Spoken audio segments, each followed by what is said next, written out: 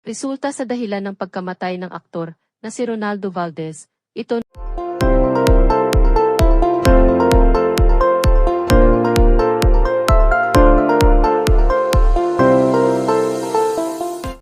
may mga balita ngayon na kumakalat na ang rason daw ng pagkamatay ng aktor na si Ronaldo Valdez ay siya daw ay nag-suicide.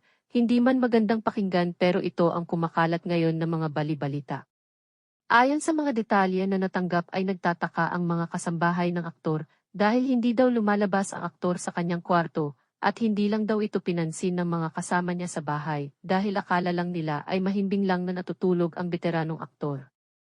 Nabalitaan din natin na ang veteranong aktor ay may sakit na prostate cancer at patuloy pa itong lumalaban para sa kanyang pamilya. Ayon sa mga kumakalat ngayon na mga ugong-ugong ay nag-suicide daw ang aktor dahil may nakita daw na kalibre 45 na baril sa kanyang higaan. Ang lumalabas daw sa investigasyon ay nagpatiwakal daw ang aktor pero hindi daw maalis ang posibilidad na may foul play na nangyari.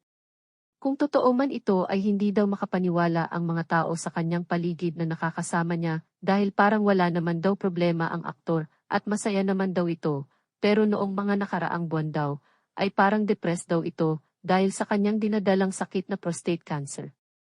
May lumalabas din na masamang balita na parang di daw magagawa ng aktor ang mag-suicide dahil may trace daw ng pagnanakaw sa loob ng pamamahay ng veteranong aktor. Hanggang ngayon ay patuloy ang investigasyon ng QCB Police. Patuloy din daw ang autopsy ng aktor para malaman daw na kung may foul play na nangyari. Ang lahat ng mga balitang ito ay base lamang sa mga lumalabas na mga bali-balita, pero sana ay hindi totoo ang lahat ng ito. I need no soft life to enchant me.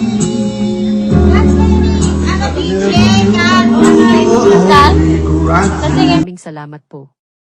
Ano ang inyong mga opinyon at reaksyon? Huwag kalimutang i-click ang notification bell and subscribe sa ating channel para palagi kayong updated sa mga sumusunod na latest showbiz update. Ito ang iyong gallery news. Ito nagsasabi ng maraming salamat po.